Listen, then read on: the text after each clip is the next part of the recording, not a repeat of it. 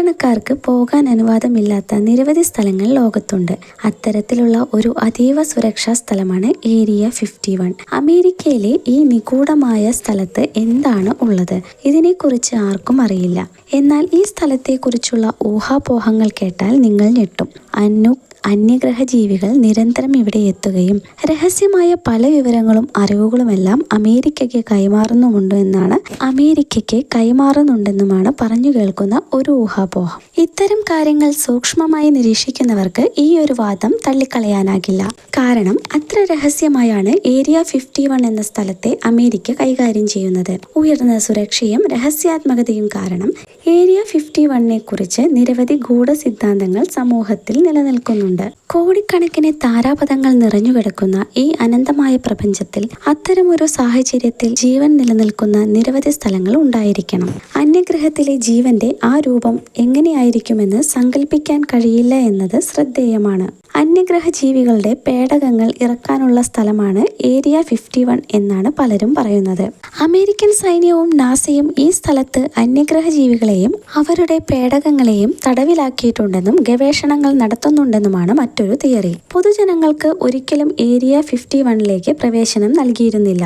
ഇടയ്ക്കിടെ ഏരിയ 51 സംബന്ധിച്ച് വിവിധ കോൺസ്പിറൻസി തിയറികൾ ഇന്റർനെറ്റ് ലോകത്ത് വൈറലാകാറുണ്ട്. ഏരിയ 51ന് ചുറ്റും അന്യഗ്രഹ ജീവികളെയും അവരുടെ പറക്കും തളികകളും കണ്ടതായി അവകാശപ്പെടുന്ന നിരവധി വീഡിയോകൾ നിങ്ങൾക്ക് ഇന്റർനെറ്റിൽ കണ്ടെത്താനാകും. ഈ വീഡിയോകളിൽ എന്താണ് യാഥാർത്ഥ്യം എന്നത് ഇന്നും നിഗൂഢമാണ്.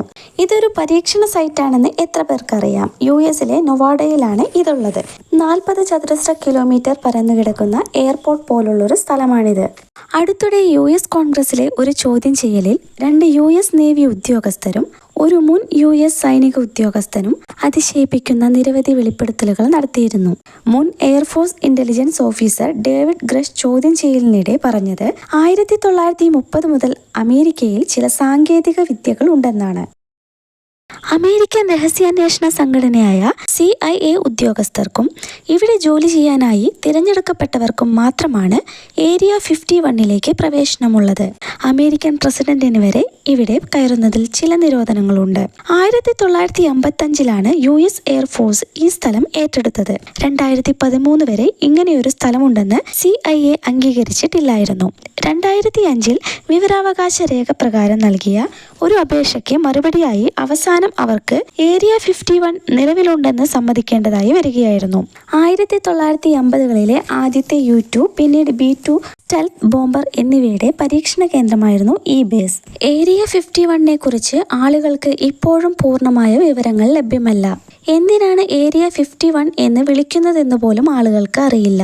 അമേരിക്കൻ ഗവൺമെന്റ് തങ്ങളുടെ ഭാഗത്തു നിന്ന് ഇത് സംബന്ധിച്ച് ഒരു വെളിപ്പെടുത്തലും നടത്തിയിട്ടില്ല. 1947-ൽ ന്യൂ മെക്സിക്കോയിൽ ഒരു അന്യഗ്രഹ പേടകം തകർന്നു വീണു. അതിലെ അന്യഗ്രഹ ജീവിയായ പൈലറ്റും ആ പേടകവും ഏരിയ 51ൽ പിടിച്ചുവെച്ച് ഇപ്പോഴും ഗവേഷണങ്ങൾ നടത്തുന്നുണ്ട് എന്നതാണ് ഏറ്റവും വലിയ അവകാശവാദം. എന്തായാലും ഇതിനെക്കുറിച്ചുള്ള നിങ്ങളുടെ അഭിപ്രായങ്ങൾ കമൻസായി രേഖപ്പെടുത്തുക. വീഡിയോ ഇഷ്ടമായെങ്കിൽ ലൈക്ക് ചെയ്യുക, സബ്സ്ക്രൈബ് ചെയ്യുക. മറ്റൊരു വീഡിയോയുമായിട്ട് കാണാം. അതുവരെ താങ്ക് യു ഫോർ വാച്ചിങ്.